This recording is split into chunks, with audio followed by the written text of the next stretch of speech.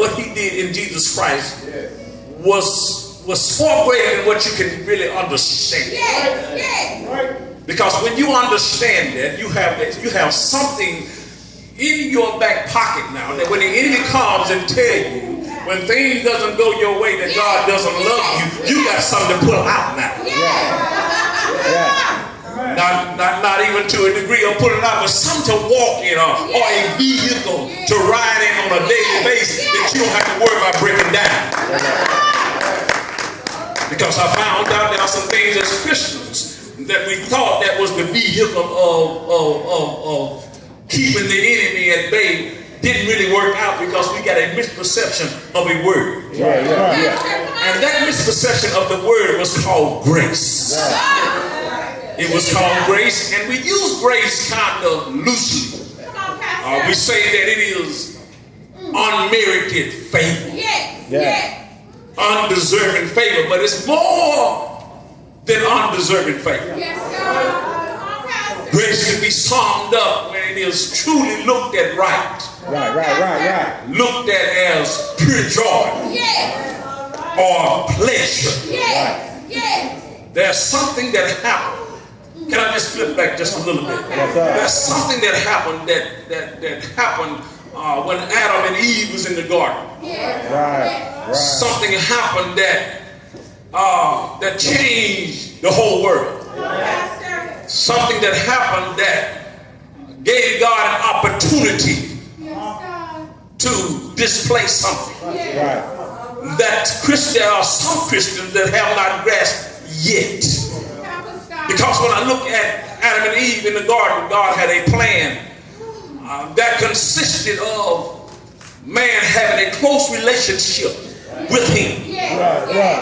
A one-on-one opportunity for man and God to be face to face. That's what it was meant to be. An opportunity that he gave man, because he gave him an opportunity to have knowledge of him, to experience him, to be able to see his glory. God had something in mind that if he had the whole creation that was just built around the satisfaction. All right. So man could have everything. He didn't have no wants. But man didn't look at things the way God looked at them. It's amazing that you can do a lot for an individual, but yet there is a different response. God did this so man could respond. That maybe if I did all of this for him, that he would love me back. That he would worship me. And he would serve me. That all the Bible said the things that he spoke in existence. And then when man read the part that we was created in his likeness and his image, it would do something to him. Just to know that he was created by the hand of God. That God took out a special moment to reach down and take some old muddy stuff, make it mold into something and breathe the breath of life into him. He thought that would mean something to man, that was enough to make him want to worship him. Go ahead. That would be something that regardless of what went on, that when man would just get excited. Just about being created different. It's amazing that even since he sent Jesus Christ, we're still excited. You preach. You're right. Because we don't know the level of how much God really cares about us. Come on, Doc. You're right. And so the vehicle we ride in today ain't the vehicle of grace. It's the vehicle of materialistic. What we got and what we don't have. But if grace was the vehicle you rode in today, nothing that the enemy can say today to change how you feel about God. Because my praise is built off the magnitude of how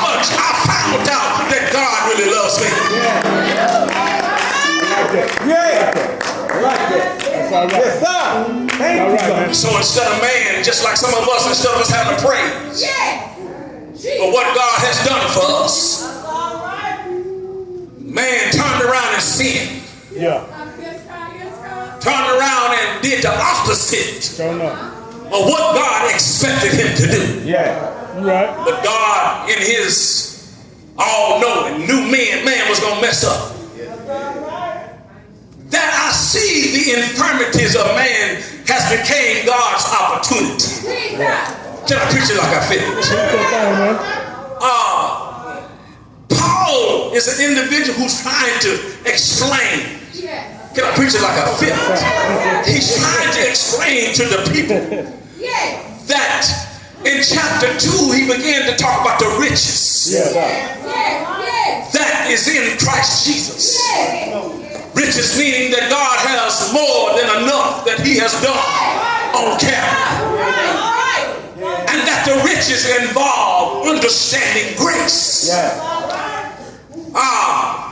Grace is not what we say grace is. Grace is not hooked up to material things. Grace is not hooked up to your car or to your house. But the favor of God is all spirituality.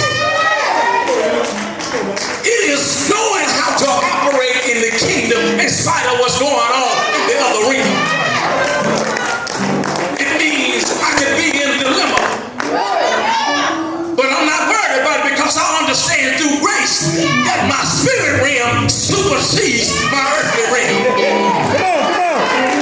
So Paul, can I preach it like I feel it? So Paul begins to explain, just like the text in Genesis. He began to explain the magnitude of how God began to show his love. That even though man sinned and didn't follow the place that God intended for him to follow, that he had a plan of salvation. In other words, I don't like what you're doing, but I can destroy what I don't like about you and still keep you around. Right on. I hate the sin, but I love you enough to kill sin and still keep you around. But grace said, I ain't killing sin to keep you around for yourself, but I'm killing sin to keep you from myself. Come on. So in other words, can I just jump for a minute? Yeah, go ahead. I let you get in some stuff so I can show you I ain't doing this to make you happy. I'm doing this to make my own self happy. So when I deliver you from something, it may make you happy, but it sure bring me some joy.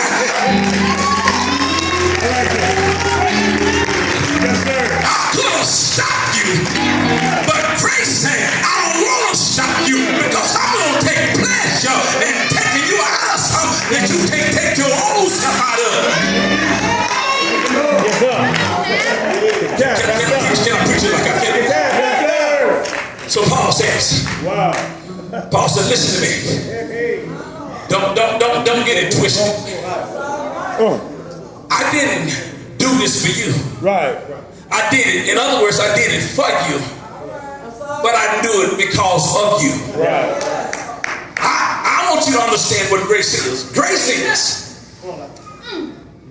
is joy, pure joy, and taking pleasure. In other words, can I just stop right here for a minute? Nobody does anything for somebody for a long length of time that they don't enjoy doing. You have a continuance of doing good stuff for people because it makes you feel good. God said, I don't keep doing stuff for you if I didn't take pleasure in doing it for you. But I ain't doing it for you just for you. I'm doing it because of how it makes me feel. So when you got up this morning, God said, I let you get up, not because just for you to live, but it made me feel good to get you up. So when I look at the landscape of grace, everything he do ain't just for me. He do it because of him. Whenever he blesses me, it just ain't for me. It's because of him. If he gives me something to make me smile, you better believe he takes joy in making me smile. So if I come in with the fact of knowing that the vehicle of grace never breaks down because it's one of the riches that he got. If I learn how to walk in grace, I won't allow the enemy to use no sin card against me. Then if God get me in it, grace gonna get me out of it. Whatever he brought me to, he gonna bring me through. So Paul said, wait a minute. So what I'm gonna do is, can I explain to y'all what Paul said? Paul said, let me explain to y'all people that don't know nothing about grace. Yeah. He says, in verse 2 he talks about the riches. Verse 3 he says, I'm kind of fascinated. Anybody fascinated about when you find out some information about God that you didn't have? He says, I got some information that I feel like he didn't give to nobody else.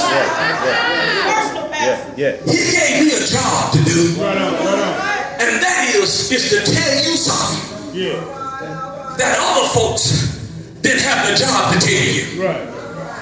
I'm able to do my job because I'm walking in grace. I really understand that what he's doing for me is because of him. I got the opportunity to tell you something that God been holding back for a long time. That what he's about to do, he's about to turn the Jews in the Gentile world upside down. That those of you who think that's going to be two heavens, Jesus Christ came and so we all of us could be in the same place. For all of y'all think heaven's going to be quiet. You may be quiet over here, but it won't have somebody else over there saying something. It's only going to be one God, one Lord, one Holy Ghost, one heaven. You might as well get ready for it. He said, for this cause, this is the reason why I give him praise. It's because there's something that's behind why you do what you do. The reason why you ain't praising, there's a reason why. It's because you don't know nothing about grace yet. But if you take your car in today and get grace and ride in that vehicle, I don't care what kind of collision you have, grace gonna come to you every time. Grace is gonna be there when your money run out. Grace is gonna be there when you're down with your sick page. Grace gonna be there when nobody else is there. God said, I'm gonna deliver you, not just for you, but it makes me feel good to see you get out of what you in.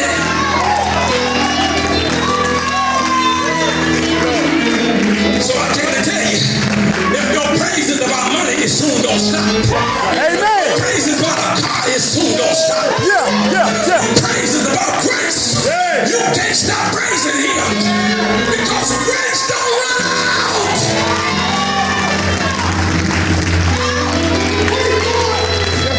Paul said, wait a minute. Paul said, I'm kind of fascinated. And for this cause, I get on my knees and I bow down. I don't just pray for my own self, but for this cause, it's why I get on my knees and pray for you. That you see what God has for you. That greater is he that's in you, that's in the world.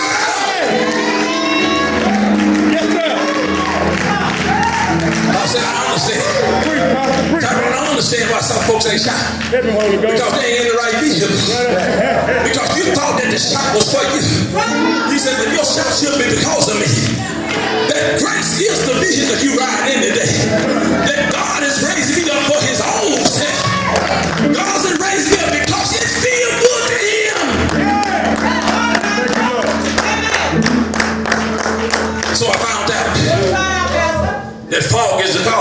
The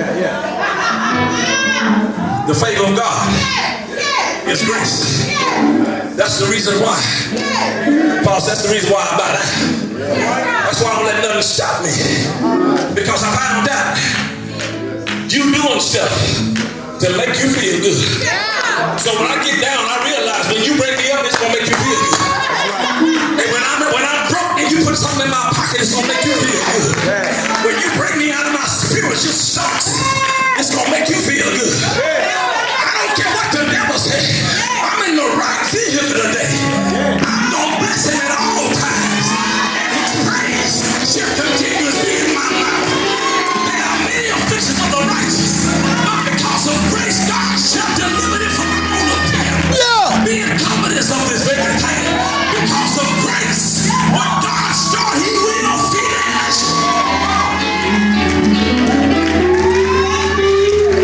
Look at somebody and tell them I'm about to praise Him because of the fall. It's the fall that I'm about to praise Him. It's the favor of God that's on me. It ain't what I thought it was, but the favor of God is grace. I can't keep my mouth shut. I said I wasn't going to tell nobody, but I couldn't keep it to myself because I found out what grace was. Grace is what makes God feel good to Himself. I make you feel good to make me feel good. I'm about to deliver you because it makes me feel good. I'm about to raise you up because it makes me feel good. You know, we got to say it around here. Some of you unhappy folks. When we say we get down to nothing, God is up to something. I dare you to get down to nothing. Because the grace will help you down there. Whatever you throw in grace, I'm going to have more for you. I'm going to raise you up and can't nothing else raise you up. Because I do it for myself. Anybody down right now? You better let them know Christ Jesus did something. He showed some faith on Calvary. The Bible said in Acts that He endured the cross for the joy. It said it made Him feel good to know what He was doing for me was working out for His Father.